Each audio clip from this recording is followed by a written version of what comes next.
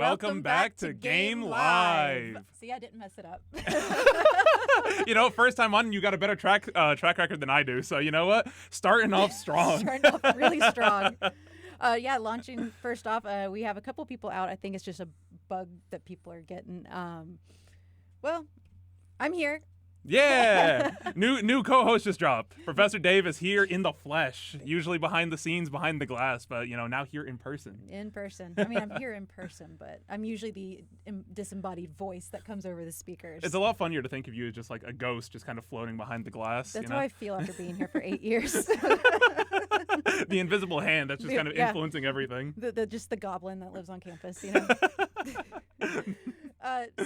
I'm kind of a little bit of Colby's replacement, I guess, to get started. And then Michael will join you. We've got some cool stuff coming on today. Some workshop games, a production game. Yeah. And then an artist from one of the workshop games, I guess, is going to hang out and talk to Michael, one of our artists from my production, and he was in game design. And yeah. Oh, yeah. I'm excited for the art part because, not my specialty, so I always love looking at it. Yeah, well, I mean, it's like a book with no words. But I guess we do have a couple things of news just to talk about.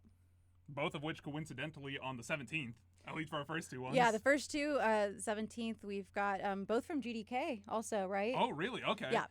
So the first one will be a project management workshop. It'll be April 17th. 1 to 3, and I think it's on Zoom, but there is a form that we'll post with this, and also possibly in chat once. Probably I need to get back behind there and do that. That's for board game production cycles, right? I think it is board game production cycles, which would be cool, especially for people if they're going into game design. I'm actually teaching it next semester when I have them all do board games, and into even the next one, I have them do almost like board game jams. But there is also GDK's doing an online game jam, not board game, but regular game jam. Regular game jam, which will be that same weekend, 17th through 19th. So, you can form teams, work solo. And information for that is on their Discord, right? I think it's on their Discord, yeah.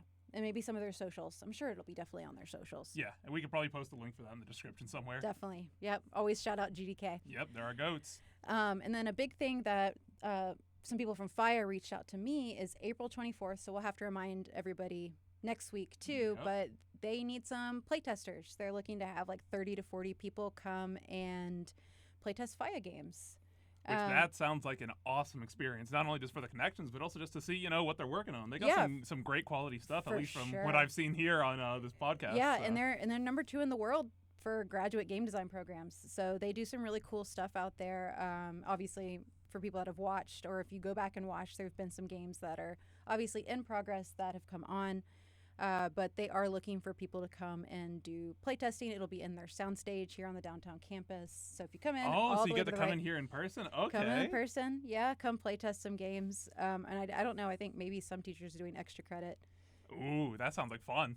Even without the extra credit. Yeah, thinking just coming in for finals, right? Just for finals, getting a little bit of extra credit just by coming and play some video games. So I guess that's kind of what's fun about this program is, I know for me, your homework might be making games, but my homework is playing your games. So. Honestly, if the roles were swapped, I think I'd be a little happier. Well, I mean, getting to see so many different games and get to mess around with them. Yeah, and talk about playing games. If people want to come play some of these student games, and yours will be there. True. But there is the end of year showcase that we're doing for the program. So it'll be a 2-day thing. So our Friday, April 30th will be not Friday. Thursday, April 30th. This is why I'm behind the camera. Thursday, April 30th will be the Web and Interactive. They've got like a really cool keynote speaker, and they're actually going to do a meetup for downtown UX group. So that one's really kind of cool to come see what the more Web Interactive students are doing. And then Friday will be the Games and Grads Day. Yeah. And it's going to be in the evenings. We can share information on that as well when we get this posted. But it'll just be showing off games, so people can actually come and play y'all's final games from workshop. Last year they were web and game design were mixed, right? No, we did them separate last year too. Okay. Yeah, but I think you might be thinking we did the fall showcase. There it is. The fall showcase will do kind of like a big singular event that's not workshop games. But this is going to be our really big, like the end of the workshop cycle. So it's only going to be workshop games. So all the seniors that are graduating, all the games that they made. Yeah, you're graduating. That's crazy. Oh my to goodness. Me. Workshop game is going to be complete. Oh, and wait till you guys see it. I think we're playing it next week. Yes, it's cool. I hope so. It's cool. You'll have to give it a little bit of background of kind of like a little bit of the chaos that kind of you guys overcame. I am confident that my class will be a story told for a couple years to come at least. I'm sure that we could write like a book, like a blog. Oh yeah, like my entire cohort, even people who've never had a class with me, just know my class, and it's just it's kind of funny getting that notoriety. Yeah. And when we have obviously 2 games today, I don't think either of those are in your class, but there's only one game in my class. That's true. Oh, I forgot. Yes, that's right. There's only one in your class, but your cohort. Yeah. So that'll be cool to see. But if you want to come out, it's open to the public. We'll have food trucks and all kinds of stuff. I think we're gonna get some live music performances from a band that did music for one of the games. Ooh. Okay. And obviously you can come see, get some food, hang out, see the place all around. Especially if you're looking at coming to our program, or you're maybe not declared yet, but you want to come do this, but to come see the actual capstone games that the students create after a year, it'd be really cool to come out. And again, that's going to be Friday, May 1st. So I think that's good for me. Yeah, I was going to say, I think that's all the news we have to showcase. I think now we can go out there and grab some of our guests. Yep. So I think our first game's S.O.R.N, and that'll be with you, and I'm going to get behind the glass again. Back to where you're comfortable. Yeah. Well, maybe I'll come back on a little bit later. We'll see. Maybe another time. Yes. But, all right, well, we will go into be right back, and we'll go grab our 2 guests. Yeah, see you guys in a minute.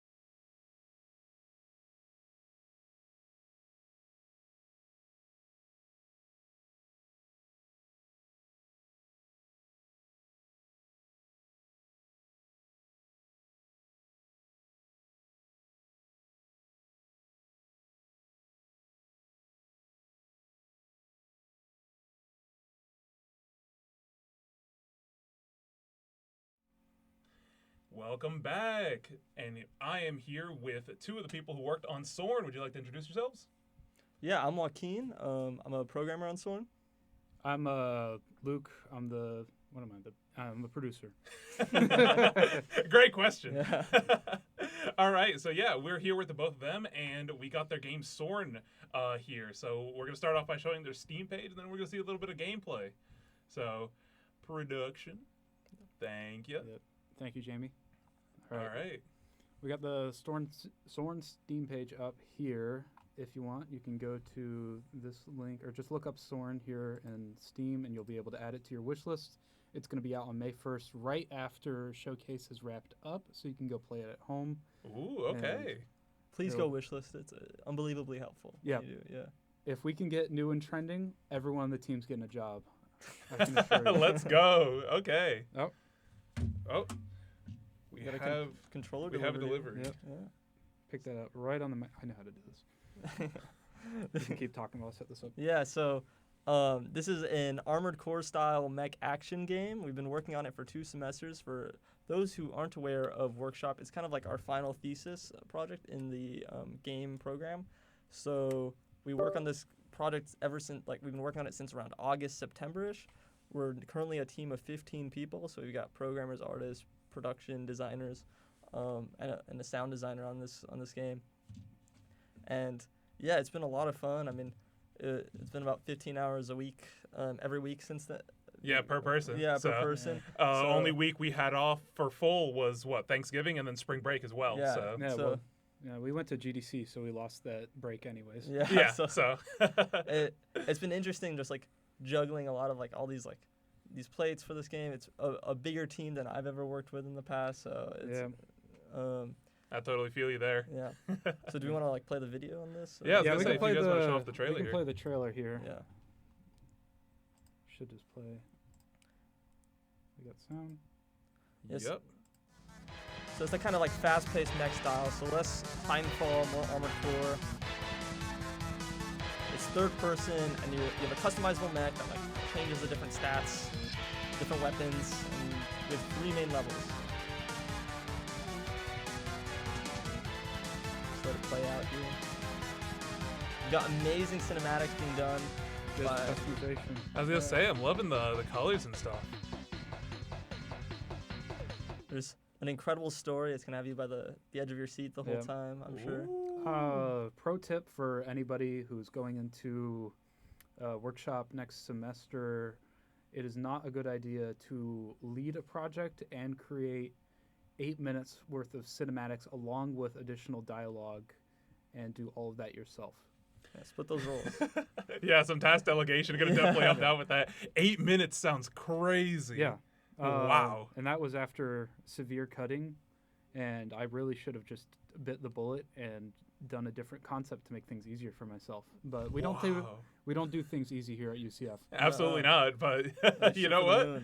You got me hyped now. Yeah. I'm excited to see what it's looking like. So the critical path of the game, which isn't including cinematics because they're skippable, has to be around 30 minutes, so 15 to 30 minutes. Yeah. So we're probably on the higher end of that, the 25 to 30 minute range for gameplay, adding on another 7-8 minutes for the cinematics, which has also been this big challenge to make sure we don't have too little content and we don't have too much, and we're just right in that strike zone. It's also been fun. We have this game's made in Unreal Engine 5, and we have a wonderful team that has a big range of variety and skill level in Unreal Engine 5. People worked on it for projects before, or many people, it's their first time, they're coming in from Unity, and they've all picked it up really, really well, and they've all learned it. Yep. And that is awesome to hear. Have you guys been working on this since last semester, or was this an idea that was adopted at the beginning of this semester and kind of had some team merging?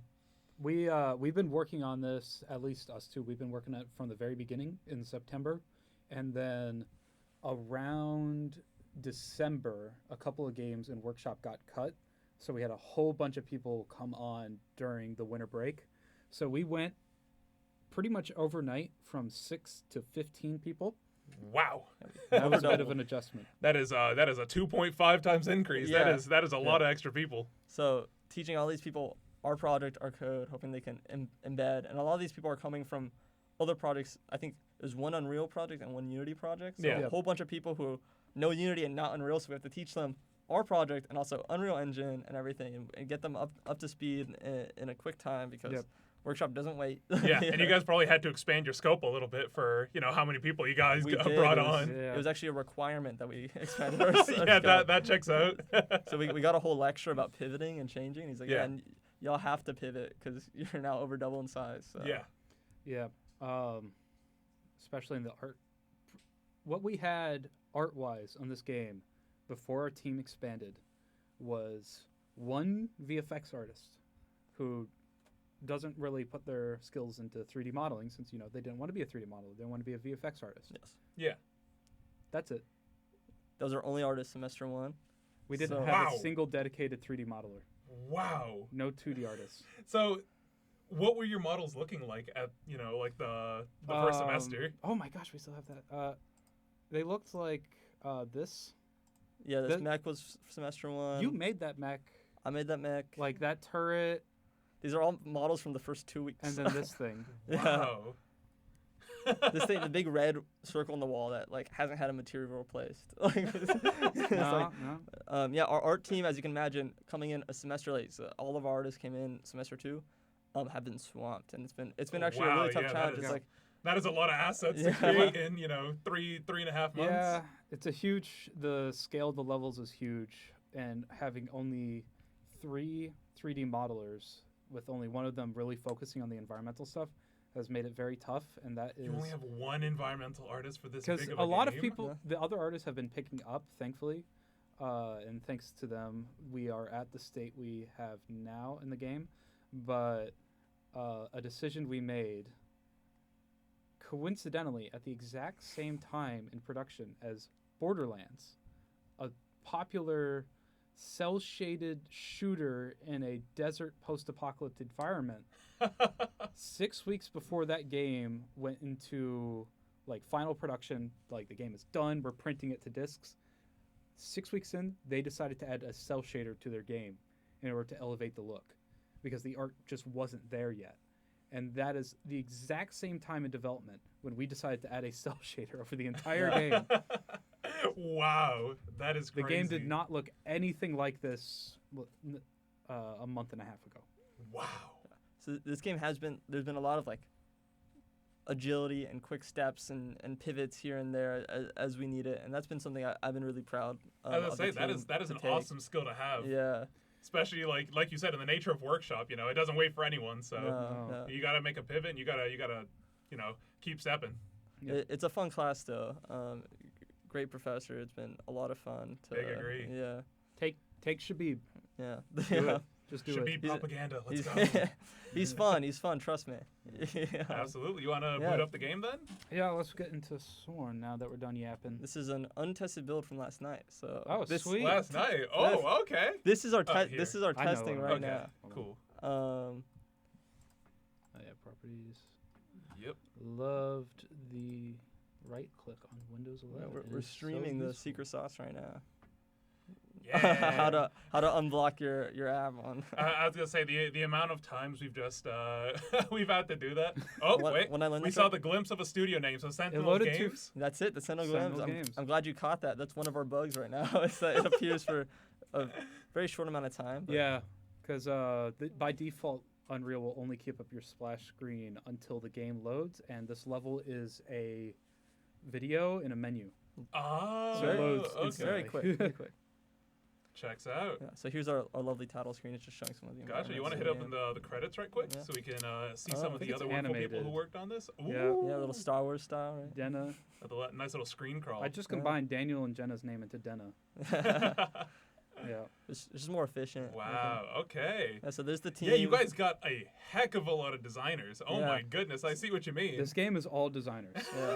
It's just designers and a couple of artists who are fighting for their lives. We got 3 programmers, 3 artists, and then what is that? 7 designers? Oh my so we goodness. have 3 level designers, 2 UI designers, and then a sound designer and a narrative designer. Well, we have 4 programmers because Joaquin's also one. Oh, okay, gotcha. Oh wait, yeah, I didn't see programmer there, sandwiched in the middle. Sorry, 4? Too many designers. Just just a million designers. Yeah, eyes just glaze over. So this is a great team if you're in the position to be hiring somebody and you're watching this stream, then definitely look at this list. There's Absolutely. some great people on here, These are some names to And remember. most of them are graduating within this semester. Or I think all of them are graduating within the next couple semesters. So, everyone's most of them graduating in a right few. now. So He's about to go. I'm straggling here for another couple months. Yeah. And then Ooh, that sound effect was really cool. yeah, we have Kai on our sound, and that is why it is so good. He's done nothing but sound and music on the game. So everything you're gonna Wow. hear is fully original, made just for S.O.R.N. He set it up himself. Yeah. That is cool. Ooh, those are some cool save slots.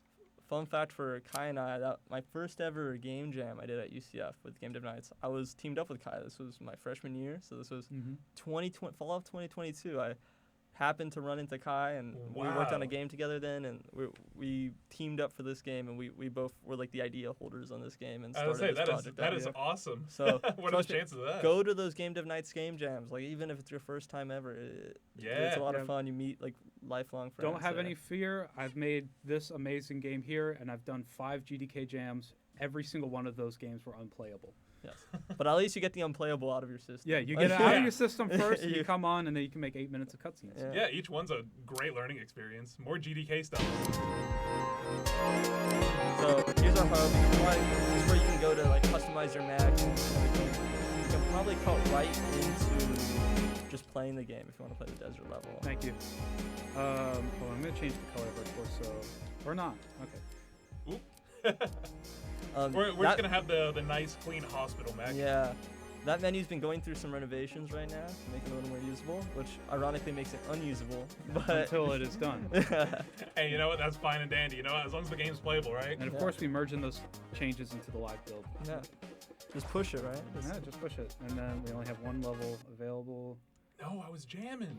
Grover, did you just come J12, are you okay? Uh-oh. We got Yeah. some dialogue issues here. Oh, thank God. Hopefully a repair kit can Like Aleylon and Cold Snap, they were like this when they showed off, right? No, Yeah. but it's the size of You know what? Every game's got its, its Whoa. shortcomings Whoa. and We're its working on it. highlights. You know, Yeah. I think games this, aren't expected to be fully polished until what, the first for the Yo, showcase? we got one more week on this game, and considering that we're pretty happy with where it's at, I think we'll have plenty of time in this next week. Also, I think it's classes are still running next week. Yeah. But yeah. Tuesday next week is study day though, so we won't have in-person classes. Oh, I'm that's sure. great. Yeah. So we'll have a whole Tuesday to fix any issues. Yeah. But yeah, most of our features, the reason the cutscenes are like a little rough right now is because we're getting them just in. All of our features and stuff are going to be in by the end of this week, and then we'll have a whole week of just playing the game a million times and fixing bugs. So this So, is new with the RVC. Awesome. oh, look at that. Could be. We got to check the GPU on this. Is this an Intel GPU? We'll write it down. But this, we're always running into new rendering issues too. Remember, Like you can use those at any time. Unreal Engine You can get 5.6 has some more issues restore on points. AMD Thanks. GPUs. Brian So Tester warnings likes there that. if you're an AMD GPU user. So. Wow. Okay. Yeah. Good to know. Although if you want to make really weird glitchy renders, it's like the perfect software because it's gonna give you a really natural glitchy look. Gotcha. Oh, is that a lock-on So system? we have lock on, and then you also have an automatic lock on. As you see, the cursor goes between the enemies. There's no aiming in this game. That's incredibly intentional. We used to have a reticle, so there's like a fun design story. Is we had a reticle semester 1, and all our testers would like not lock on and would try to aim at things manually. And it's just not that kind of game. We want you moving fast and not shooting. So we just kind of make you lock on, so you're always shooting at targets, and we think that's where the fun hitting is. Awesome. And so you have 2 guns. By default, you have this nice little minigun, and then you also have a cannon weapon that shoots slower but reloads really fast. And that's kind of your bread and butter for most of the combat in the game. You can get through it all just with that. And then when enemies die, if you go close to where they died, you can pick up resources, and then those can be used later in the shop. And different enemies will drop different types and quantities of resources, so you can get different items. And that gives you a reason to keep coming back to these levels, playing over and over. There's at least one side level will ship it. At least one side level. Yeah, advertise that on the Steam page if you read it. Free. But we have a framework to make more side levels and sell them all as DLC. So that's Yes. Awesome. So we got a monetization scheme Yeah, of already, course, in the yeah. works. So you got to get them hooked with a free game, and then the sell missions. You can have a mission editor too. That'd be even better. Oh my God, that laser was cooking you. Yeah, you gotta hide behind cover. So one of the fun things that we've been doing with this game, and it's sort of behind the scenes, and by behind the scenes I mean we haven't made UI for that, so we just haven't really tested it that much, is we have multiplayer kind of working right now. So you can play co-op and PvP as well. So we're thinking about getting a little PvP arena there. Really? That is awesome. So that's the inside scoop on S.O.R.N right now. So we don't have a, it's really not playable in build. I think, so there's a game testing class as well, and you submit like builds for that. And there was 1 week where we were testing multiplayer, so the build we submitted was purely multiplayer, which meant they could not test this game. Because they have to be like approved in our server. So that was a fun. I'm like, let's take multiplayer out of these builds for now, just to make sure the game testing people aren't like don't get like builds that just don't work for them. Yeah, and multiplayer isn't required for our workshop. So it's not graded at all. It's not graded at all. But there's technically a hidden command you can type in, and it'll take you to the multiplayer lobby. And we've played this mission and all the way through in multiplayer, and despite the issues, we made it to the end. So I think with some polish, I think this next week we're probably gonna end up just doing some multiplayer polish on that too, because like the main game will hopefully be done. Hopefully. That's the other thing about workshop is you're gonna be saying it's gonna be done, and it's not gonna be a lot of work. There's always gonna be a hiccup or a roadblock somewhere, right? Something's gonna happen, and you're gonna end up working a lot. Like this melee is like that real guy tank. is tanky. Well, what do you think he is? You know what? Fitting. We have a playtesting server as well, so we're always looking for more feedback. Yeah, if you could, do we have the link to that? No, we don't. Yeah, it's fine. You'll find it if you're dedicated enough. Yeah. If you look up S.O.R.N playtesting, and then I don't know, that probably won't, if you're in the Game Dev Night server, it's gonna be in there somewhere. It's been a lot of fun to work on this project. So this was on Steam. Just go on Steam. Yeah, go on Steam. This is our first level. You're infiltrating this big facility. This was the level we made for Vertical Slice. So also, extra context for those not aware of the structure of Workshop.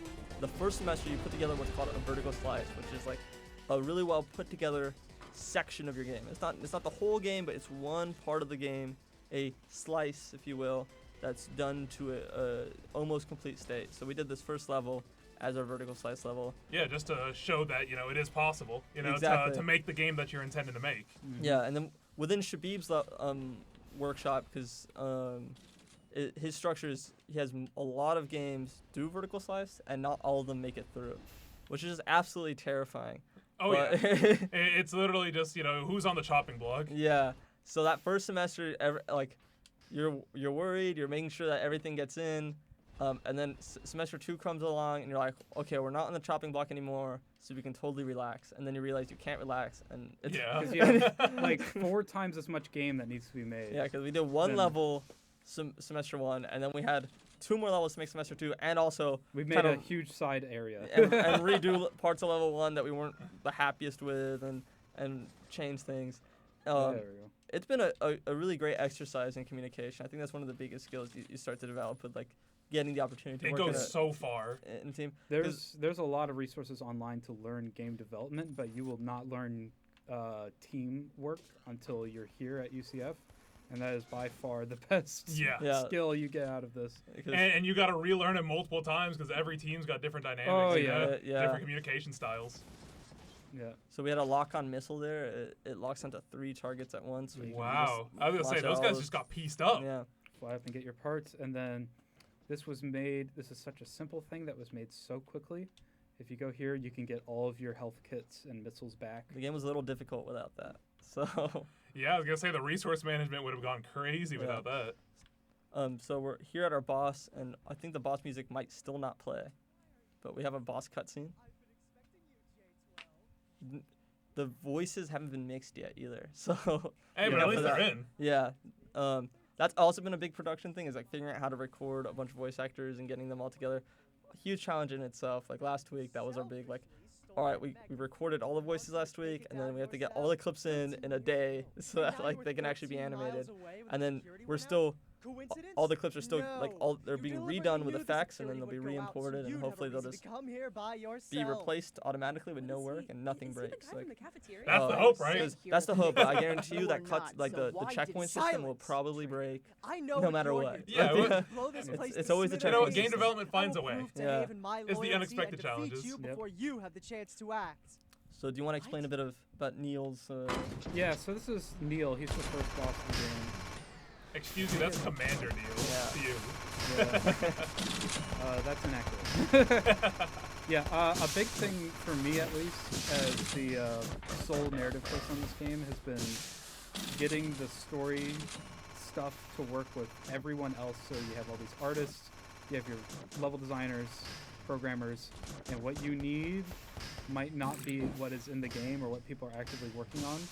So being able to communicate that and get things changed for you, and being able to, especially being able to just go in engine and change things yourself, not break anything, has been a challenge, but also a very useful skill.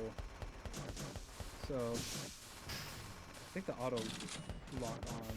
How's the AI done for this guy?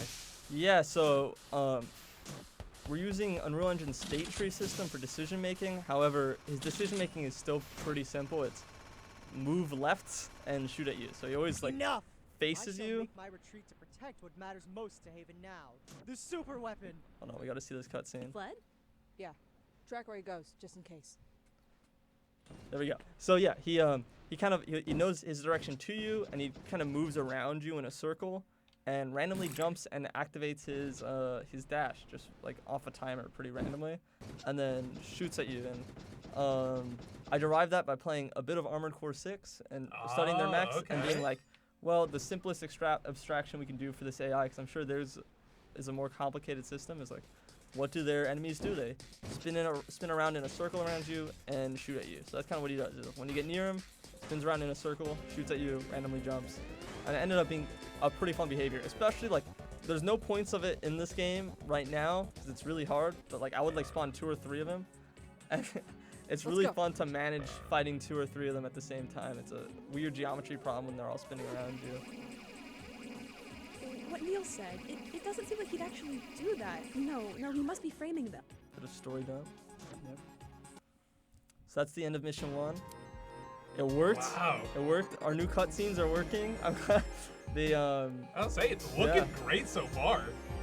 Yeah, thank you. It's been a lot of fun. I think that the team's getting really excited about it. So I'm hoping just to keep the motivation up, keep the wheels greased and moving, and I think we can finish really strong this semester. Awesome. Yeah, I was gonna say I totally agree with you. Like, at this point, you are at a phenomenal point. You know, like progress is way past being made. You guys are incredible. I want to get some of my favorite guns. Yeah, so we're working on trying to make these visible in editors so you can like preview. Yeah. So we got 2 new guns here. Oh, we actually have the rotation working. Somewhat. Hey. Look, it's anchored on his foot. Yeah, that's an issue logged in our server right now.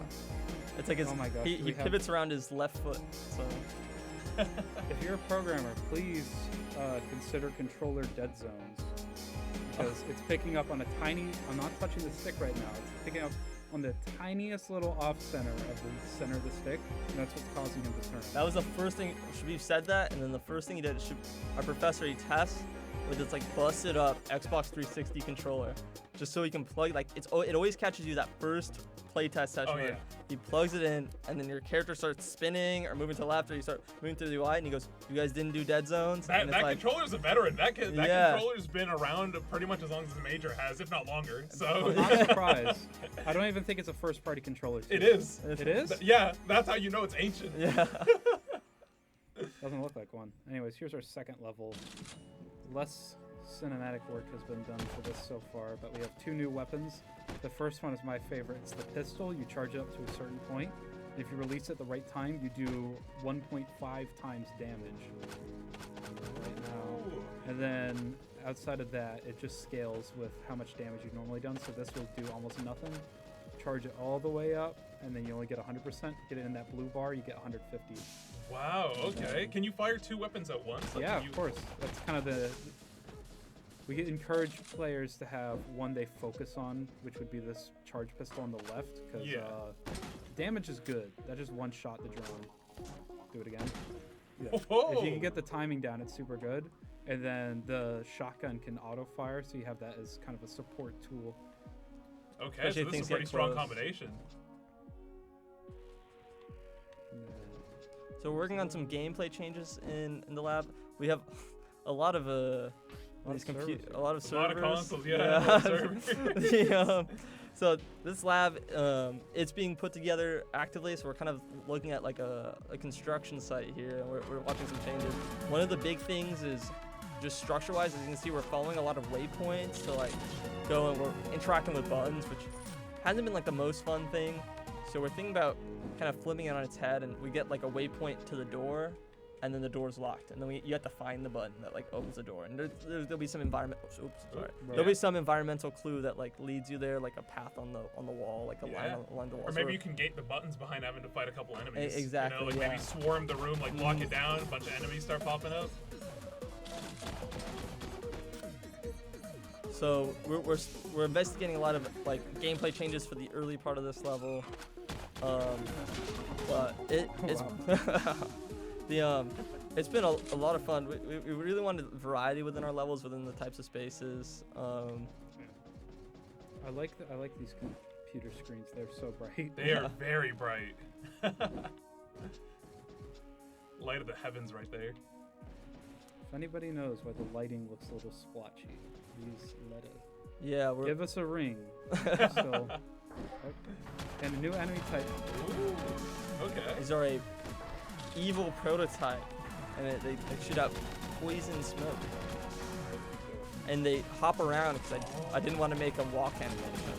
So hey, you know what? With how much artists you guys got, I mean, I totally respect it. You know, sometimes game development's about finding the simplest way to do something. You know? Yeah, really like. It's a magician's job. Let that drive your design a bit. Like let your lack of wanting to do something. Yeah.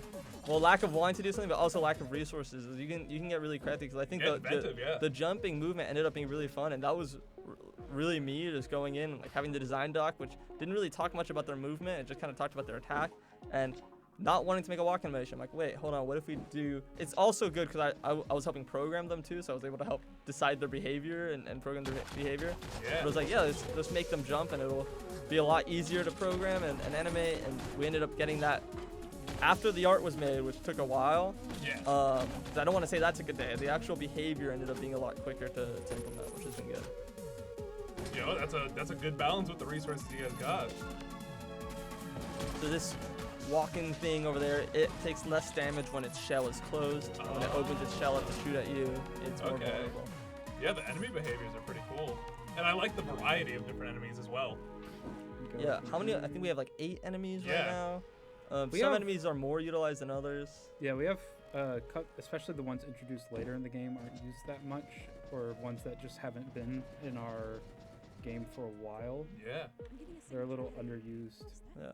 I don't know how much longer this level is. We are running a little short on time with our segment here. But cutscene skipping working? Yeah, it should be working. You might have to press escape. You might only, there we go. Yeah. So these are our boss for this level. The first part of it will play out similarly, and then I think the balance of it has kind of low health right now. I think we just killed it. There we go. Thanks. Yeah, we didn't even go to the next phase. Yeah. You know what? Perfect. That works out. Perfect. We're wow. good. You know, it's very conscious for the segment time. Yeah. Okay, that's sick. Thank you very much. Is there anything else you guys want to show off? Anything you guys want to talk about? You know? We are going to buy up the most impressive looking thing. You gotta get some legs. Thinks we already. He's looking beefy. He's chunky now. Okay. He looks like he's got a mean shoulder on These him. will affect your health and your speeds and everything. Legs aren't selectable. Okay. I wanted to show off our quad legs because we have quadruped. Yep. He animated quadruped. Give him a job. So give him a job. It makes cutscene animation so fun when you don't know how many limbs something's gonna have. So don't do that. Especially when you don't know how tall the character's gonna be. Because different legs make you different heights. So shooting the cutscenes are Yeah, very it's interesting. I've been doing all the cutscenes myself. I just don't have close-ups of the main character. I don't even want to deal with where their head's gonna be. You know what? Whatever works best. Yeah. That is awesome. It is what it is. Yeah. I think they're about to cut us off. Great. Thank Yeah, I you was so gonna much say, for having us. Thanks for coming on. This game looks sick. I'm excited to see it. At the actual showcase. Yeah, come to the showcase May 1st. You'll be able to play Please it. come to Come the on. showcase. If- It's open to everyone. If all goes well, we'll have a PvP station where you can bring a friend and fight somebody else. We might be giving out some rewards to whoever wins each match. Okay, So, okay, yeah. something Might be to having look a little forward to. tournament Yeah, I for might get a little grand prize. competitive. And wishlist S.O.R.N on Steam. Wishlist now. Wishlist, Wishlist. Send the link to your friends. We are. Can I go to the Reddit really quick? I think we're one of the top posts on r/mex. Go right to now. r/mex, r/mecha. You'll see us there. Reddit.com. Oh, do we on stream? Yeah, we're going on stream. You might want to turn off the preview and just switch to the mic while I go into Reddit. I don't know it's going to be on the front page. We're not signed in. Thank you, Jamie. Thanks. Prove your humanity. Hold on. Let me pull this up. I've been told by a genie that we are on the top post on r/mecha right there in the community. Which I'm sure all these viewers already peruse r/mecha all the time, so they're well aware. I think. I think you probably just hit the search bar for. Did he say? He said mecha or mex. Which one did he? It's say? one of the mech subreddits, but you can check it out. Is it the one with 8 weekly visits? You know what? Either way. Either way, I'm Nope. stoked to see your guys' game whenever it's fully polished and everything. And again, thank you guys for coming on. Yeah, I thanks knew for you having us. lied. Appreciate you big time. Yeah. All right. So we'll be back with our next guests. So we'll be back in a minute.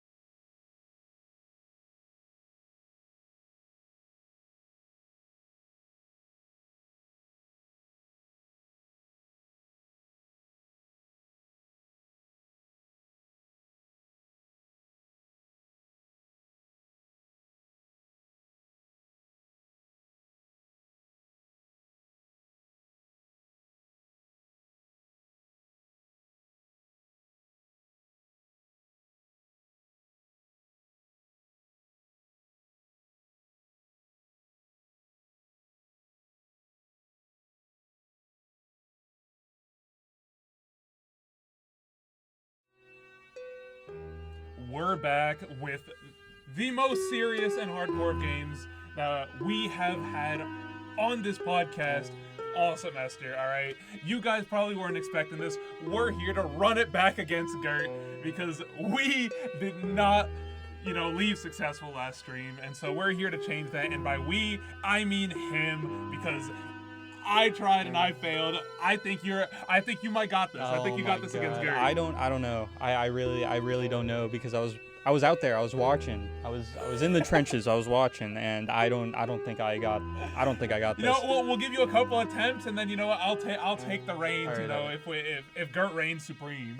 Do I want to do the controller, or do I want to play with PC? I feel like PC is gonna be like easier. You know what? You go for it. Whatever helps you the most against Gert. He is our strongest foe. I'm already like kind of scared, bro. Like what? You should be. This guy's terrifying. How do we win? I don't know, dude. I was watching. I don't know. How do I? All right. Yep. Okay. Oh. And then you can just swing with. I wonder if like. Oh hell yeah. I was saying, like, I like how this becomes like a multi-use tool, Yeah, I agree. I think that's really cool in their game part. It like, all right, so. Yeah, he's line of sight, but he can also hear you. All right.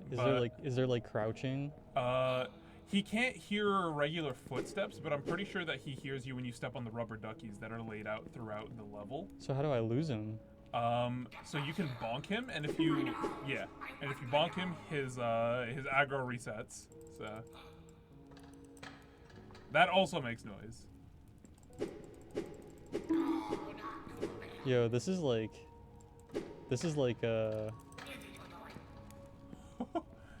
Maybe go step on one of the duckies after you knock him, so that way you can send him elsewhere. Yeah, go step on a duck. Oh, but he like. Yeah, 'cause he has a pretty big seeing range, but you're out of it now. Now he's just kind of sus.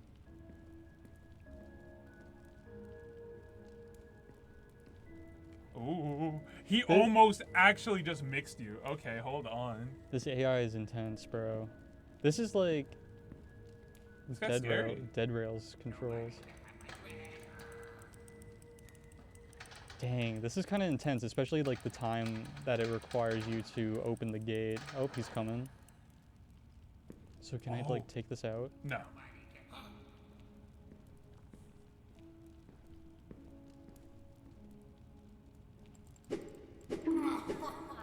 Bucket. Okay, now here's the hard part. I have no clue what you're supposed to do here. I really like the texturing on this. Wait, you could go upstairs? There was an invisible block last time I went up here. What? So, what do you like hypothesize? Oh, I wonder what this is. That was like a bad beep, though.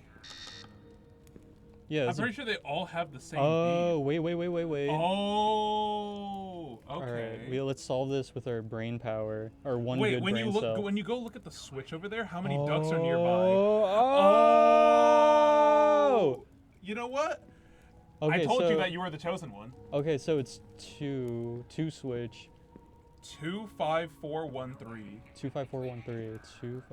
2's on the bottom floor. Yeah, 3 and 4 are up here, so that's gonna be rough. We can overlook from here though, and we can see which one has what. I think he's coming up the stairs. Watch out. Wait, we might beat this tonight though. Actually. Hold on, you might be the go. We might gotta bring you on some more. If you're one trying Gert, like. What do you mean bring me on some more? I'm Colby. What's up, Colby? Yeah, I'm Colby. I'm Colby. I'm Colby, guys. I'm Colby. Oh my God, he's just camping the switch, bro. Like. Can you jump down the stairs? Like, just jump off? I don't think there's any fall damage. I don't think he goes up the second floor. Yeah, he doesn't.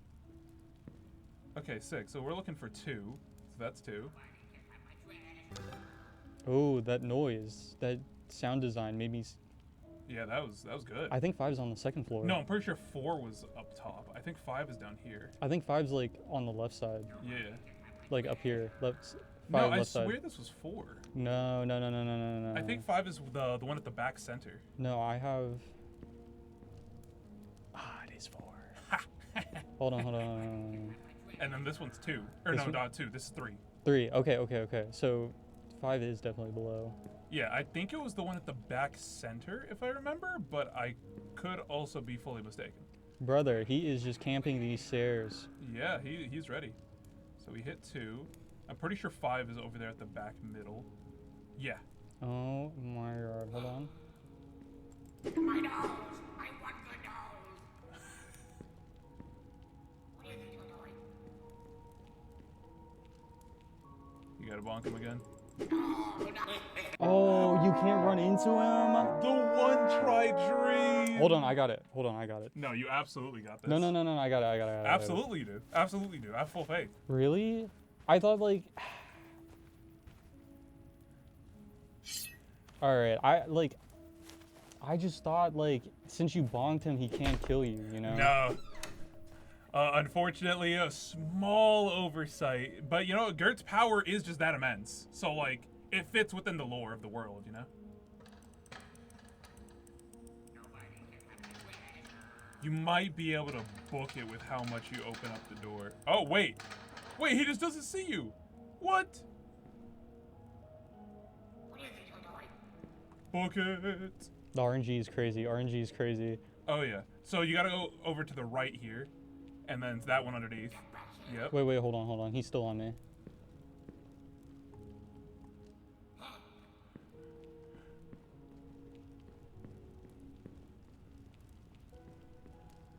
Step on one of the ducks, see if you can distract him. Oh. Does that do anything? Yeah, he goes over towards the audio of the ducks. No, I got stuck on the... Okay. Next time. But I got stuck on the geometry. Oh my god, is that all we have for the Gert segment? No. We'll I run this believe back. so. We'll run this back. Hey, I mean... Next stream for sure. Look, we're one step closer, bro. Absolutely. We're one step closer. Okay, next time.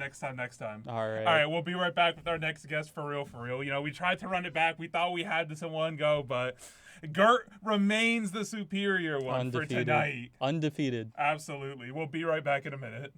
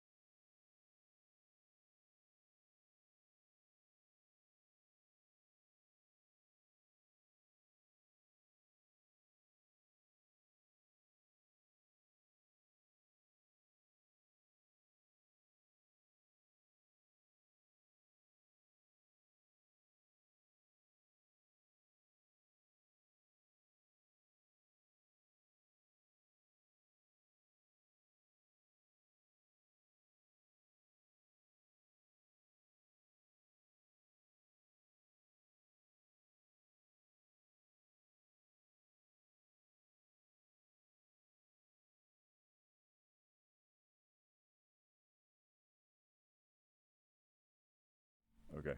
Can I play it with the controllers? Welcome back, everybody.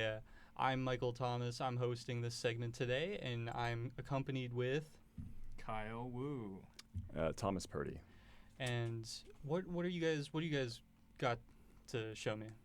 So we have our workshop game. We're under Professor Howard, and we present you by Janitor's Closet, eXSert. Yay! That's a cool shirt. Thank you. Cool shirt. Oh. So Ooh. this is a release candidate. We made this build like 2 weeks ago. We are still in the process of making release to manufacture. So we do have some couple updates, but they're cool. I didn't want to spoil it yet. So we decided to bring some of the old ones to test it out. I was really liking the menu music. You got somebody on your team for that, or? Yeah, we have two different sound people on sound design. One is our sound design lead, and then another that's part of that like team. Essentially, sound lead is one of our programmers, and the other member is one of our artists.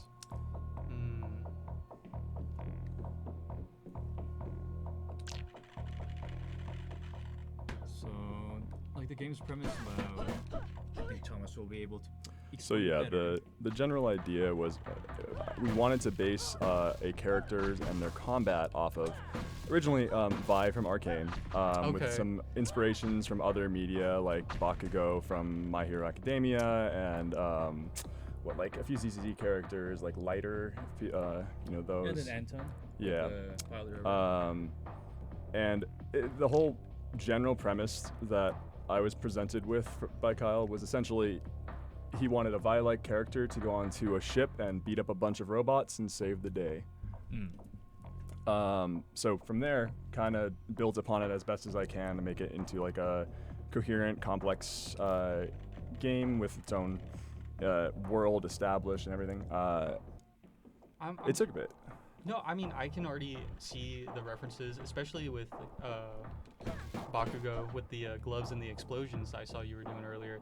So, already, this is a hack and slash, right? Yeah, like a hack and slash, this beat 'em up style. Yeah. I guess it is technically hack and slash, but since we're using our fists, it feels better to call it a beat 'em up. It is a beat 'em up. I get it. So, the character model already immediately stands out to me. Who did that? So that was our art lead, Chloe Smith. We definitely. We could talk about it. She gotta talk about it later. I mean, I'm not gonna go too much into it. Just wanted to make sure I'm crediting the person that did it. No, actually, guys, I did it. I did everything. It's foreshadowing. It's foreshadowing. No, we went through a lot of design iterations on it, and wound up with this, and she did a really great job putting it together. And then our animator Zach rigged the character fully, and we did a lot of mocap and a lot of animation iteration to get the characters' movements looking how they are presently. Yes. So yeah, we have a system in the game right now. Well, not right now, but all across the game for different interactables. This one here is a data log. The menu, I believe, is still a bit bugged, or at least not set up fully, but this one here. So they give different lore things that are coming from, or world building that's coming from our final boss, his data logs that he's produced over time, and you find them throughout the game, and it can give you information about the world. As you can see, that top line of text needs to be adjusted a little bit because it's kind of overlapping below. Yeah, I was gonna ask. No, intentional, obviously. And then we have these over here, which we need to change the color probably to make sure it's distinct from the data logs. But those are key cards that allow you to access different equipment throughout the game, like this computer console here, which allows you to move the magnet arm that's above the scene to pick up this metal crate here and remove it as an obstruction, so thus allowing you to progress to the next area within this map. Now I can just back out. So how in depth do the puzzle systems go into this beat 'em up, or is it just So the puzzle systems they're not incredibly in depth. We did want to focus more on having the satisfying combat. The puzzles are sort of not necessarily stopgaps, but they give a bit of a reprieve to the player in between combat, and give them something else to think about for a moment, like break up the general flow in a way that still feels good. Yes. And that was the main idea. Each level also kind of incorporates different mechanics to make their individual puzzles and progression unique, while still trying to utilize the same mechanics. So like we have another level later on that features another crane arm. It functions a tiny bit differently, but it's not anything that's going to prevent somebody from understanding how to use it. I see. But yeah, so the only like beat 'em up / hack and slash I've ever played is Metal Gear Rising: Revengeance. So coming from that, knowing that you do need, you know, the occasional just quiet points, because you can't have the player going 100% all the time. So one of the inspirations that Kyle really wanted to focus on were like the Hoyo games, like Genshin, ZZZ, yes, that kind of thing. Yeah, I played ZZZ.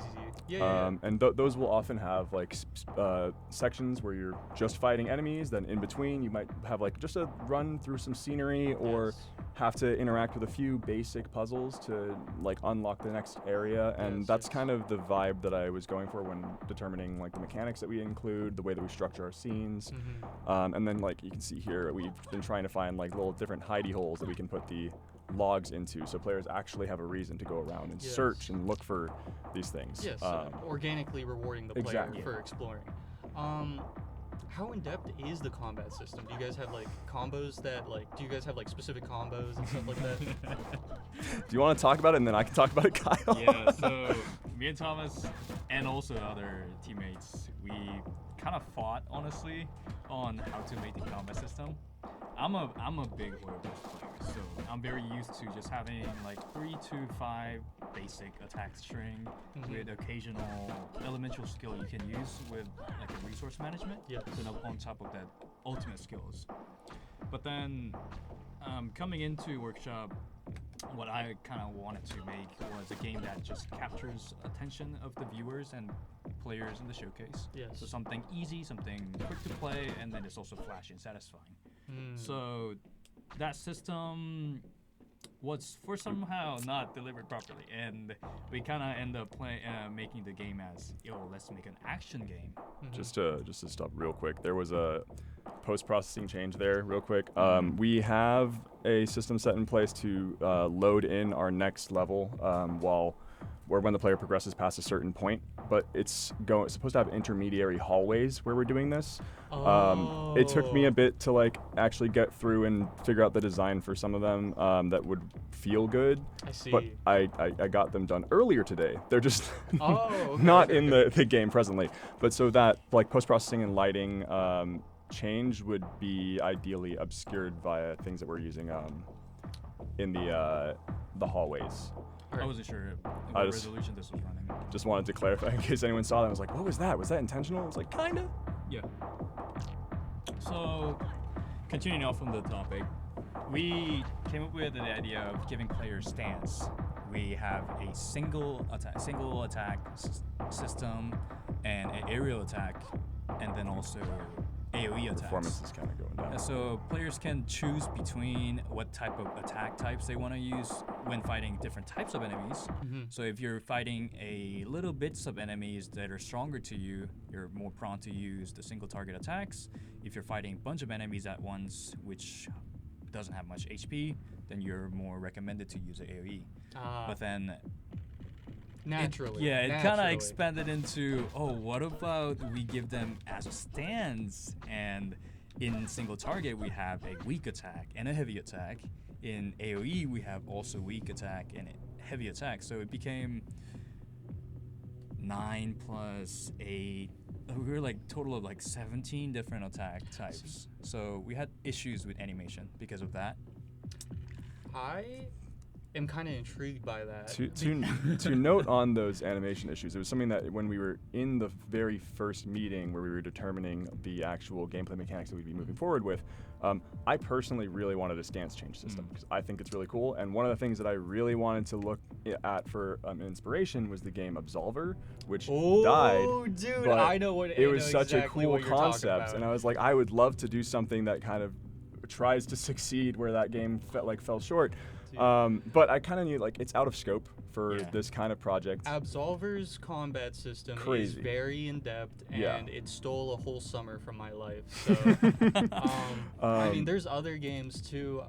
Again, like Metal Gear Rising Revengeance, you got this other weapon types, and then I also play For Honor. There's characters in there that have stance types as well, and they're a bit on the cheesier side, but I just love discovering like what attacks and like stance changes and everything like that, especially with Absolver, you know. Do you guys got a parry system? So yeah, there is a parry system. I am currently kind of bad with the timing on it. It's something that I want to adjust the effect that we have right now because the timing is specifically, the flash happens and then the attack executes, and it's sort of, ideally, that flash at the apex of it is when you want to be pressing the button, but it currently goes, the apex passes, and then toward the end of it is when that parry, like confirm actually goes through, and it's something that I want to fix, just haven't gotten around to like actually adjusting it. We were having a lot of changes to our combat system up until recently, and then since then I've also been trying to go through and fix a lot of issues within scenes, just a lot of tasks kind of piling up on top of that. One of the things that we're trying to fix is this transition right now. Actually, I was gonna say you did. I saw the way that the effect now looks in the game, and you did a really good job with it. So currently, as you see, it like jumps to a location where the door is opening, and I felt it was really jarring, and it goes through walls and shows parts of the scenes that we didn't want. So I asked Kyle if we could get, since these computer consoles have a monitor on them, and actually the monitor is separated from the rest of the mesh, so we can put like an emissive on it to make it look like the console's on. Yes. We just haven't gotten that in this build, but we have a CCTV effect now when you go to that to look at that door, and instead of it cutting all the way across, it like fades in, fades out, fades into where that camera is, and then it will pan slowly from one section of the scene to look over at that door that's opening to give you a less jarring view, but then also show you a bit more of where that is located, because you're having people struggling to like navigate this scene specifically. Yes. It was supposed to be like a complicated level to navigate, but you don't want it to be too complicated. So that bed in that room over there, did you like knock it off the wall? No. So this one of the general background lore premises is that this was a bunch of human ships that were discarded by humanity over time, and the world was like heavily polluted. So like our cargo bay, our crew quarters, our like level after this, which is the hangar, all could have been from different ships, and our final boss took all of them, put them together in kind of like a hodgepodge mishmash of a ship, and made it into a functioning thing. So only robots currently are on this ship. There's no reason for them to use the beds. So a lot of things have fallen into kind of like disrepair and decay that they don't need to bother with. Yes. And that's why, like, so Kyle went through and actually set dressed a good amount of this level before one of our, I think the alpha. Yeah, I don't know. It was like last semester, I think. Yeah. Quite a long time ago. And I forgot that door opens that way. He put a lot of like time and effort into actually properly rationalizing like how certain things within the scene would wind up looking, and the issues that you may witness in a like industrial style ship over time. It's such a small detail, but it makes the world more lived in, even though there's like the absence of humans, you know? Yeah. The only thing was, because it was a big scope of the game, our artists were pretty much like working nonstop past semester. That's why we didn't have enough time and opportunity for them to go in and use props in a certain way they wanted. So this semester we got more chances for them to actively work in the engine. So a lot of artists, like basically everybody in our team, is going in and changing the lightings. So by the release to manufacture, you'll even see each scene more updated with more lively, like we'll have like electric signages. Oh, you gotta watch out, there's bombs in here. Like such things that adds a little bit of details, but it just adds quality to the overall world. No, it definitely does. And do you guys want to talk more about like this world? Because immediately I can already kind of tell that it's like post-apocalyptic. I've got a bachelor's in creative writing. I could talk about this for an entire day if you want. We would like to keep it kind of you probably to test it out. Probably would have an issue getting me to stop talking. Yeah. So, I mean, that's the type of passion you want somebody somebody to have when they're creating, their game. You kind of view it as your baby, So. Yeah, and I helped to define like a lot of our original elements for the narrative after Kyle brought me the general concept, because I wanted to make sure that like beyond the gameplay itself, we have a world that's informed, because that will also allow us to figure out like, okay, what kind of like design decisions make sense? What would the character look like? What does the environment look like? And then I think like maybe 2 months into the project, we got our current assistant design lead, Aubrey, and she has been focused mainly on the logs and the background lore development, and I've just mainly been functioning in like a copy editing / supervisory role with that. And she's been doing a really, really great job at like fleshing out both our player character and our final boss and everything. Second console. Oh wait, did I not activate it? No, I don't think so. Oh. Yeah, that's where that scene loading starts to take a toll, because we don't have those intermediary hallways, which I'm putting in after this essentially. Like I'm going home and I've told everybody push everything you have in every scene because I need to move a lot of stuff. Oh boy, it is lagging. Yeah, it is lagging. Oh man. And this is improved performance, because we also had to fix some issues with other things. Actually, is worse because we haven't set up the occluder settings on. No, well, like we still have it better because we have because we don't have the new meshes, right? Yeah. Okay, yeah. So then we also swapped out a lot of meshes that we have that we were having issues with. Those are fixed. Those drones. Yeah. So right now in this build, there's an issue where if I am underneath them and then I try to attack, it won't actually put me up to the same height as them. I'm loving the variety in enemy type, because like it's forcing you to use that movement. Yeah.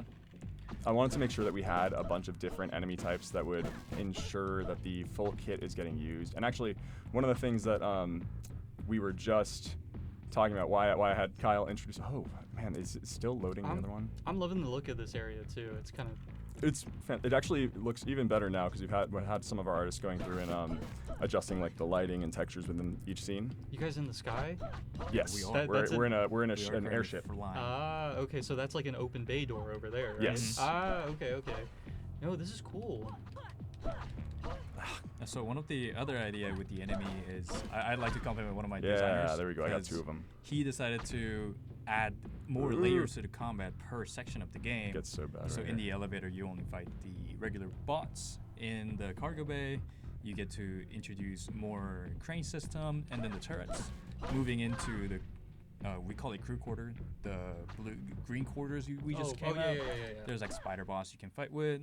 Moving into hangar, there's drones, and then later in the game, there's like more mix and match of them to create different like level of combats, I would say.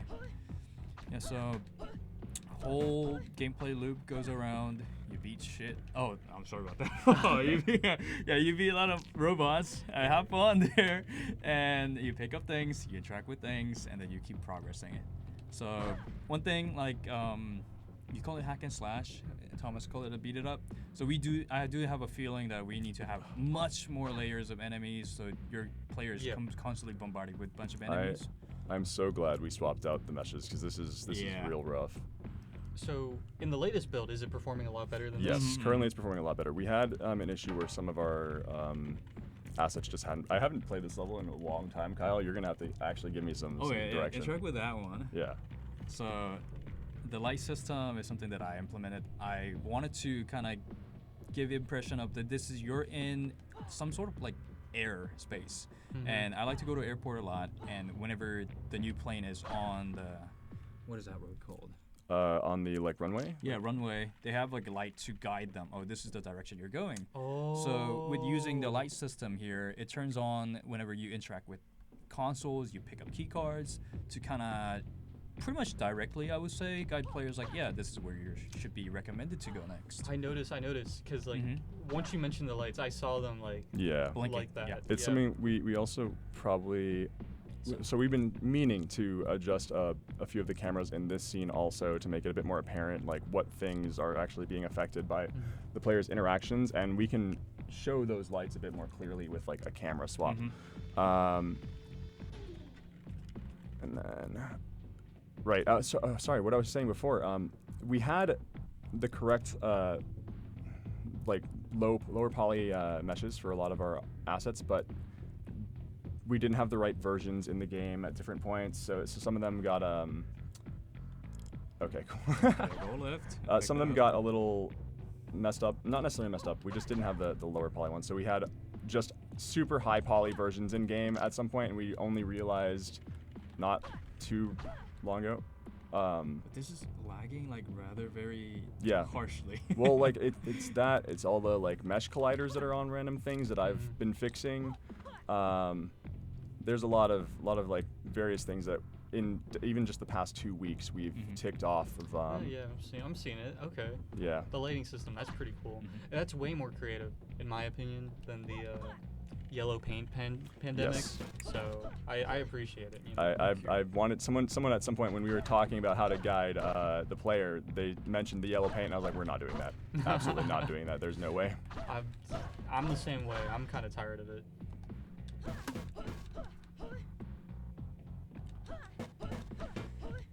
Yeah, once you defeat that, this is the second crane system, which like Thomas had an idea of using the airplane as a platform, and I'm a really big fan of this. You can pretty much like set it anywhere in the scene with the confined boundaries, but this becomes a unique type of platform where you can use it to go basically anywhere in this section. Yes. So with the updated build right now, in the later half of this map, you are recommended to use a plane to reach places that you were not able to before, which will unlock more narrative sections by having like log placed there and requiring players to actually use it to get a keycard to progress into the next section and yada yada.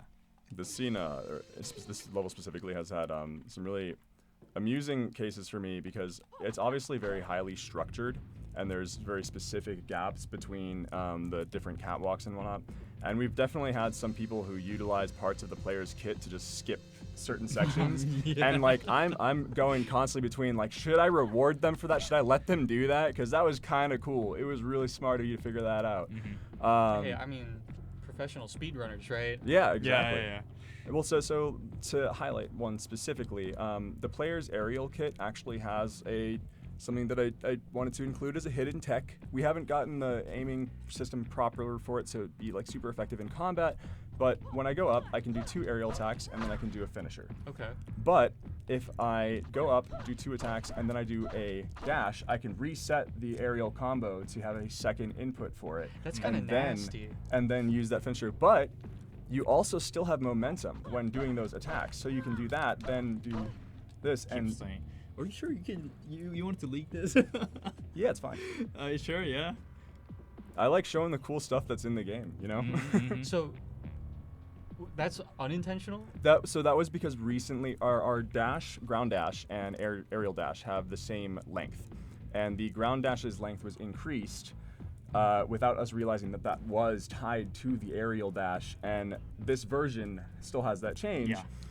And I've still been playing around with like, do I want to let them do that? Because that's kind of cool. No. You gotta keep that in. I mean, when you were explaining it, when you were explaining it though, it was like, you gotta keep that in, bro, because it looked very difficult to pull off. You know, it's a whole pattern you have to memorize.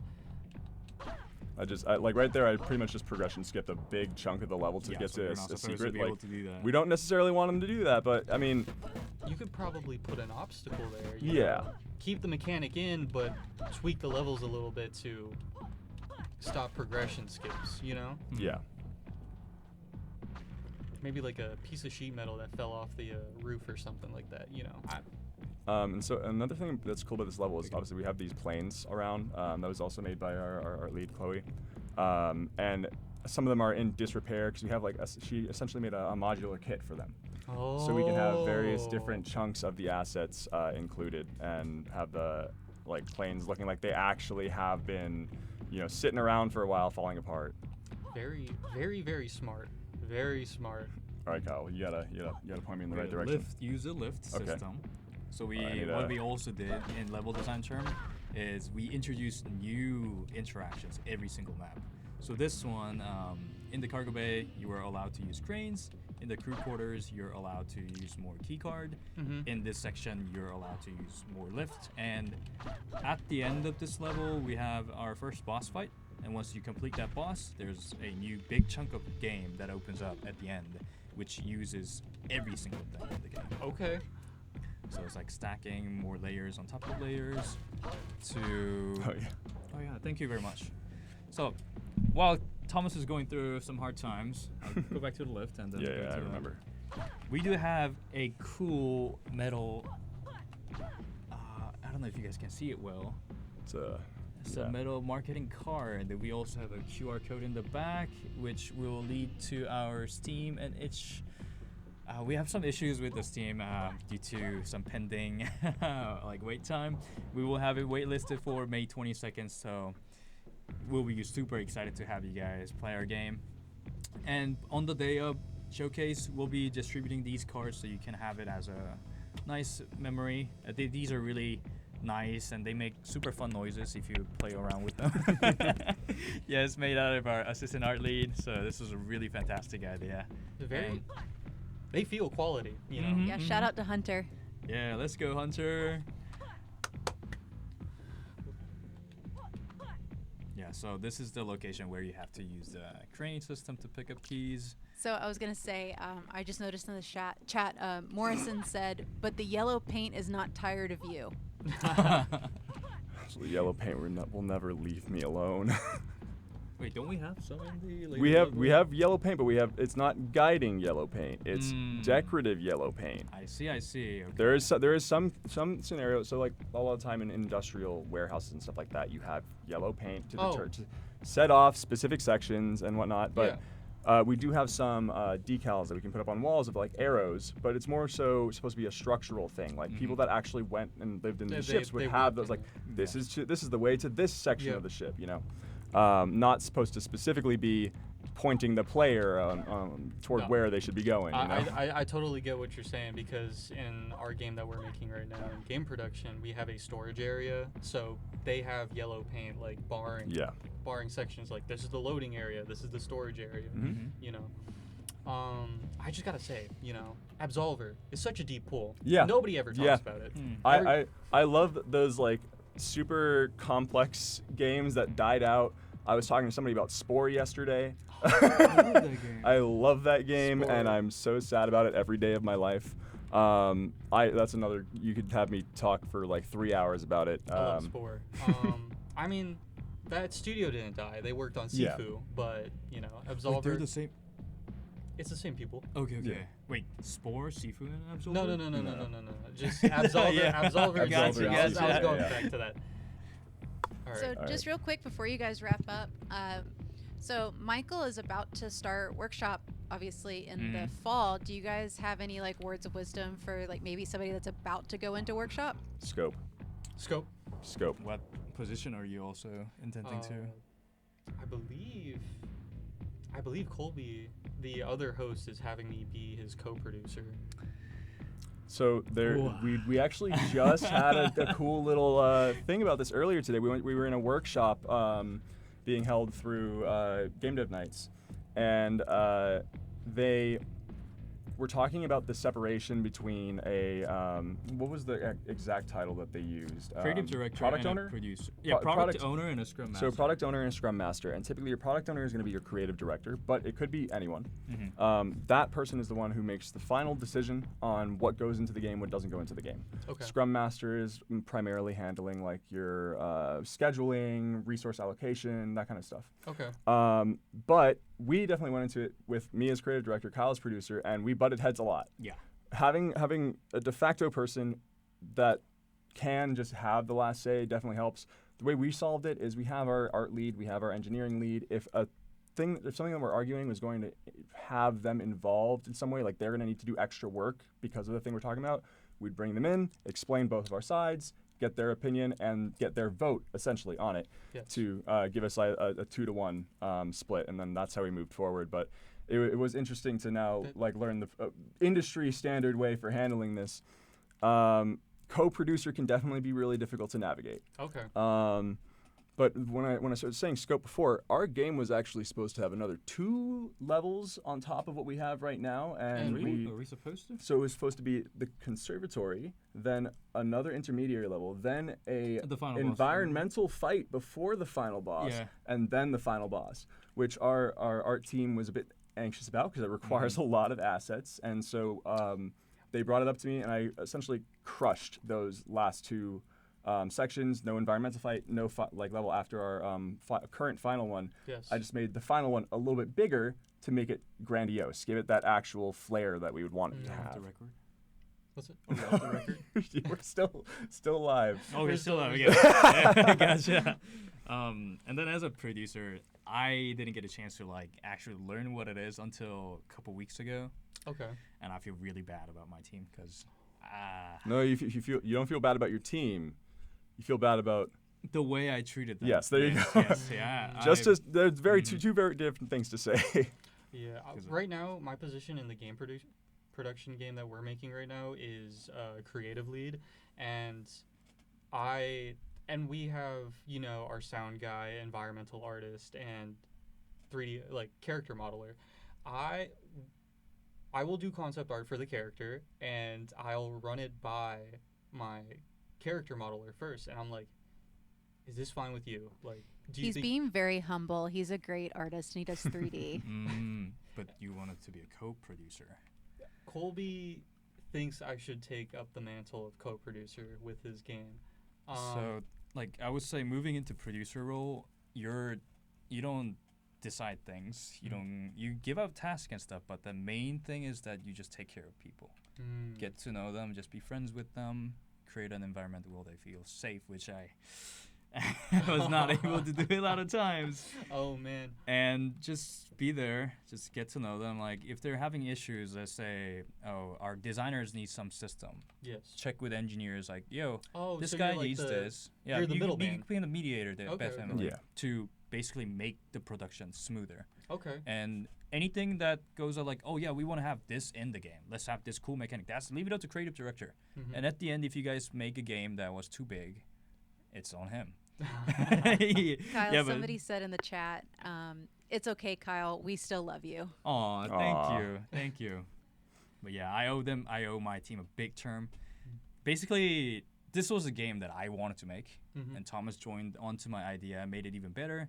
And I can't do this high quality. I can do little bits of things. I'm a generalist, but not to the quality of my individual teammates can. Yeah, because with something like this, a whole village is required. This is such a huge work. Yeah. So only thing I can do is pretty much I really appreciate them. This is my dream come true. And only thing I can do to make their life better is just to get to know them, keep in touch, and if they're having any issues, find supplements to provide it to them. So there's no roadblocks. Actually, just to tag on to that, I haven't really gotten to say anything about our designers. So to Lewis and Cloudy, our 2-level designers, you guys have been a great help with everything that you've done for improving the structures of the levels and making sure that they're actually fun to play through and have the kind of progression that we'd want. It's been a lot of work for them because there's a lot of design challenges that people don't expect. A lot of design is functioning around the scope that you have and still trying to make it work as a game. And that can be really, really difficult at times. It can be really daunting, especially when you're expecting a particular mechanic to be in the game, and it just can't work out because like some form of limitation. And now you've got to figure out how to completely retool that level so it's still good because you've got all those art assets. And they've been doing a really, really great job. And I'm very, very proud of them and also the rest of our team. Our animator, he's so tired. Oh, yeah. We have one animator in the team. He's doing basically our character, our final boss, all of the enemies. I sent him a message the other day, and I was like, I hope you know how much I appreciate all the work you've been doing, because it is crazy. It's completely beyond what I would expect of a single person on a team. Absolute carry on that. Yeah. Thank you, Zachary. He's amazing. All right. Anybody else you want to just give a quick shout out to on your team? I would say, like, everyone technically. Thank you for Thomas. He's working working, and also spending good chunks of his basically every single day. Working like 30 to 35 hours at my actual job on top of the stuff that I'm doing for this and my 3 other classes. So it can take up a lot of your time, regardless of what you're doing. And even if like most of what you do is, so I am also working as a designer on the game, but even as a creative director, you're primarily doing supervisory stuff and approving things. I just also happen to have those other roles. Okay. I'm going through every single section of our game, like checking on the VFX, checking on animation, checking on the sound design, checking on the art, checking on the level design. It's a lot, and it's difficult to make sure that the most important thing is everything's coherent. Yes. Everything is coherent and cohesive, because if it doesn't feel like the same game when you go from one level to the next, like it's you might as well make a variety game at that point. Yeah, he becomes a great stopper because I'm more like, oh yeah, this feels good. Let's just put it in there. Guy. That's me too. That's me too. But that's all the time we have today. Thank you. Yeah, thank you for having us. Thank you, Kyle. Oh yeah. Thank you, Thomas. Yep. That was eXSert by Janitor Closet. Yeah. Janitor's Closet. Let's go, janitors. All right, and we'll be right back.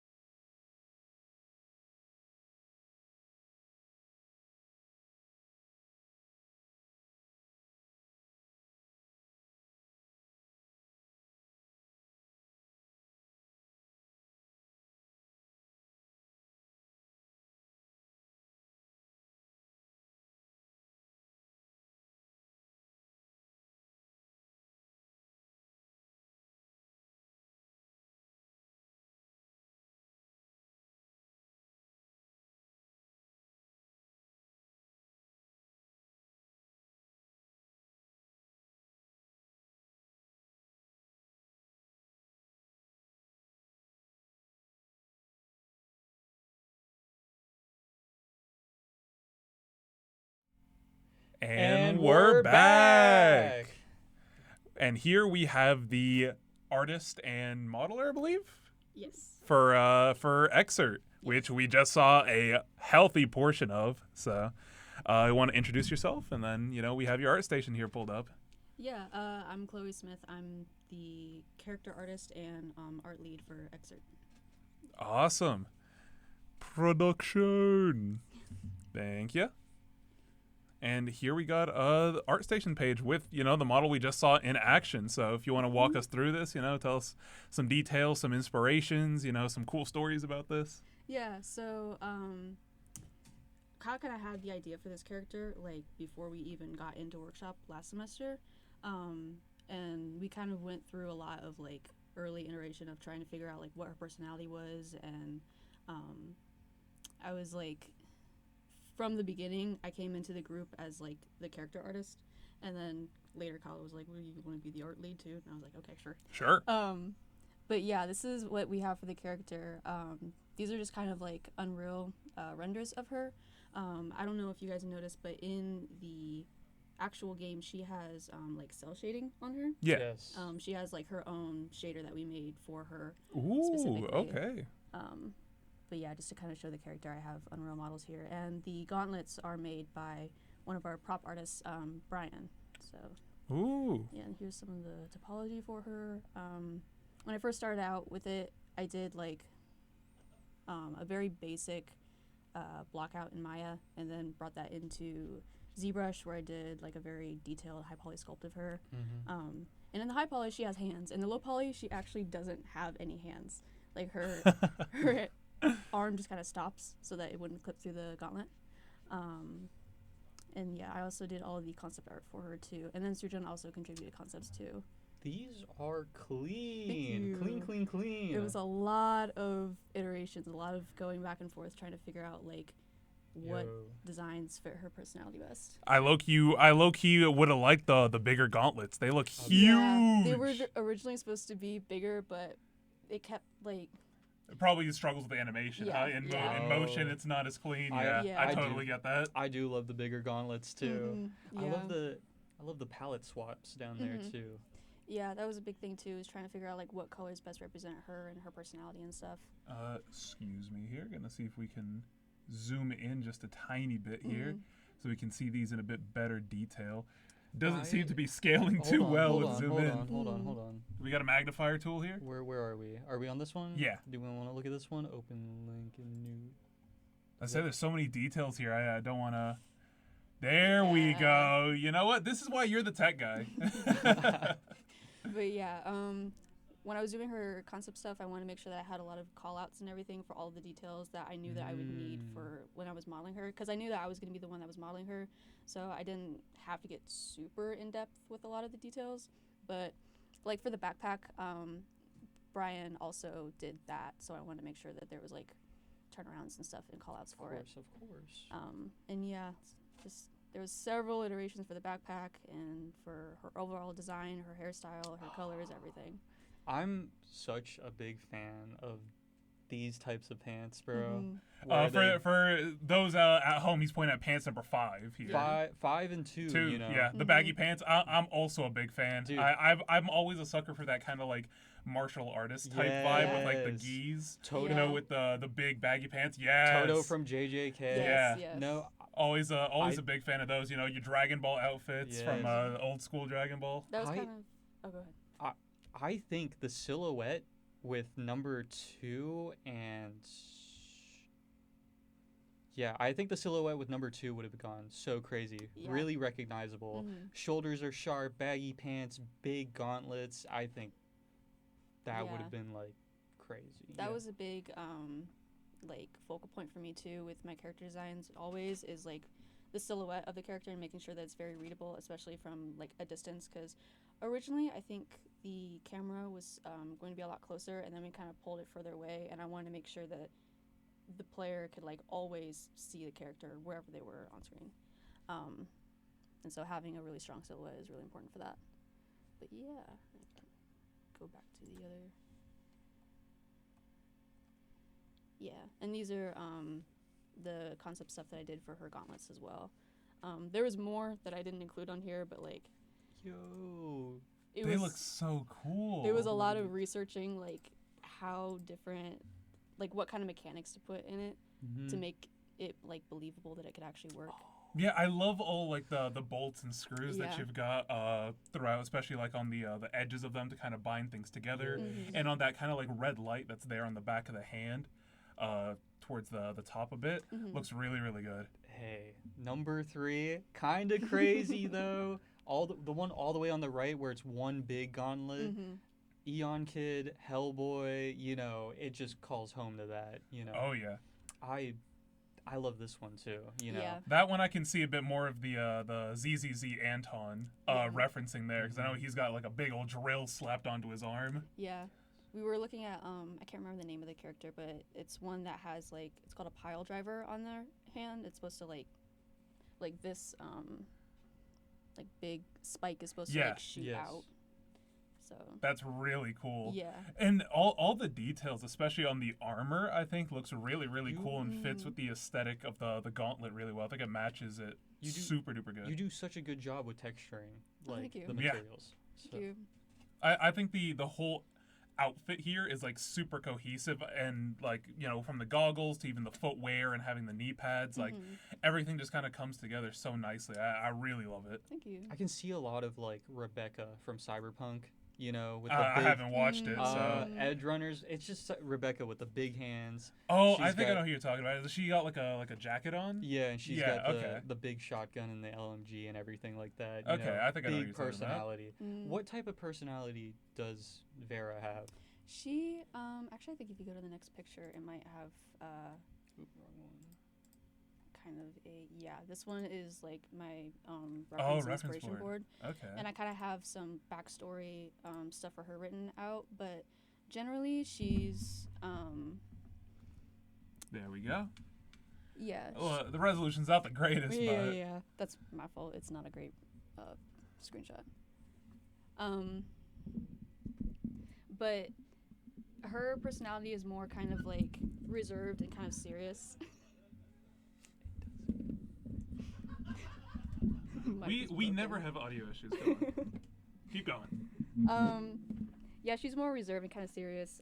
Her personality is like loosely based off of Saber from Fate, and obviously she uses the boxing fighting style because all of her equipment and stuff is supposed to be like it's made by her. Like she's very resourceful. And that's where the V's coming in, right? Yeah. Okay. Yeah. But Morrison's in the chat and said that's actually super normal. Having internal body parts make rigging hard. And then he said, pile bunker. Pile bunker? I don't know what it's called. We called it pile driver all throughout last semester. I was like, okay, I guess that's what it is. But yeah, Zenless Zone Zero was a really big inspiration for character designs and stuff. And our world is supposed to be like grungy, like diesel punk. And so that's kind of what I wanted to bring in with her character. But still kind of maintains some like sci-fi elements and stuff with like tech wear. And yeah. I see that one on Pinterest a lot. It Yeah. just keeps popping up in my feed. It's popular. It's a good aesthetic. Her colors as well. This was kind of a cool tidbit. Like her colors are based off of metal, like how it rusts and the colors that come from that. So I used a lot of like oranges, greens, and blues and stuff. That's actually really really cool. So, yeah. Dude, there would be people on like YouTube saying it's not that deep when it really is that deep, you know? Exactly. You know what? They're not passionate. No, it's like because it means something to me. Did anybody else realize that her color palette is literally from Rust, and it's like, I don't think it's that deep. I don't think they intended that. It's like definitely intended. Oh my goodness, that's awesome. Actually. No, that's a neat detail. Thanks. I like that. I had a lot of time to kind of put in details like that because I think I spent like a month and a half just like concepting her out and everything, and before I even started modeling her. Well, you know, it definitely shows. Crazy good quality on this model here. Thank you. And seeing it in motion is just like, I don't know, it adds an extra element of like awe for me because it's just like seeing how it's drawn and how it's conceptualized is one thing, and then seeing how it's actually like implemented and used is something entirely different. And seeing those two like come together is just so awesome. I love this. This is like, yeah. I don't know. I'm amazed. I was so excited. I was so excited to see it like animated and actually moving. I was like, hey, I made that, and it's like actually working. I could only imagine. I'm getting so much secondhand excitement, and I'm just like, I'm not even the one who did this. I'm just a spectator. Yeah. That is awesome. No, I mean it's like. It's got to be surreal, right? Because like it's such a daunting process going from something like this, researching, drawing, and then finally getting it to a state where you actually have animations applied to it. It's like, how does it feel, you know?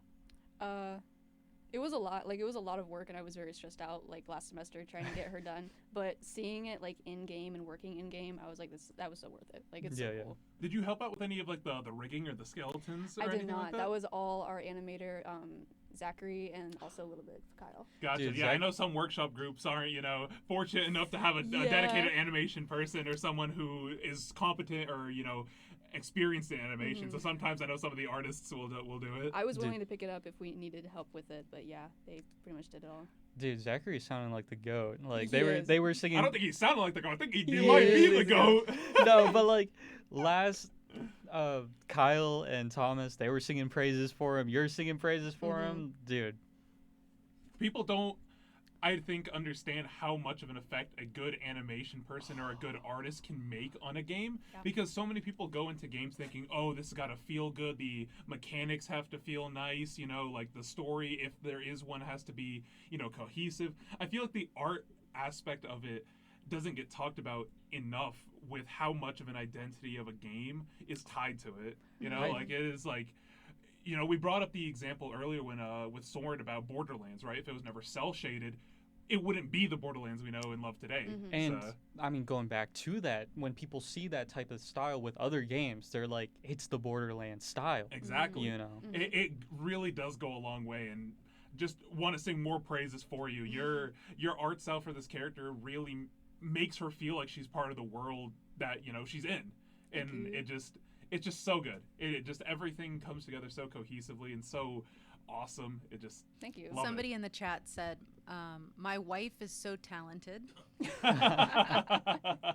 And also Zachary is, in all caps, the GOAT. See, you know what, we're getting some support, so you know what, one person says it, you know, maybe a little bit of doubt, but now we got 2, maybe 3 people saying it, you know, it's got to be facts. Yo, get Zachary a cake or something, bro. Get Zachary on here. We need to see more of this. Yeah, or you know, like, buy a game off his Steam wish list, you know. Hey, wishlist the game on Steam. No, when it comes there. That is super duper cool.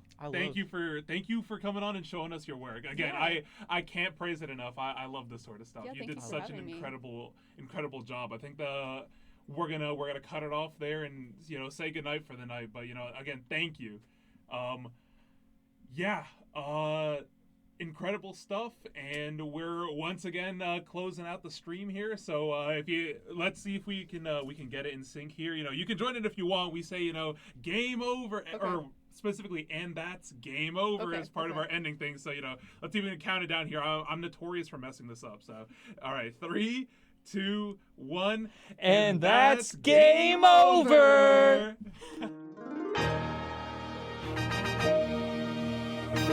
Thank you.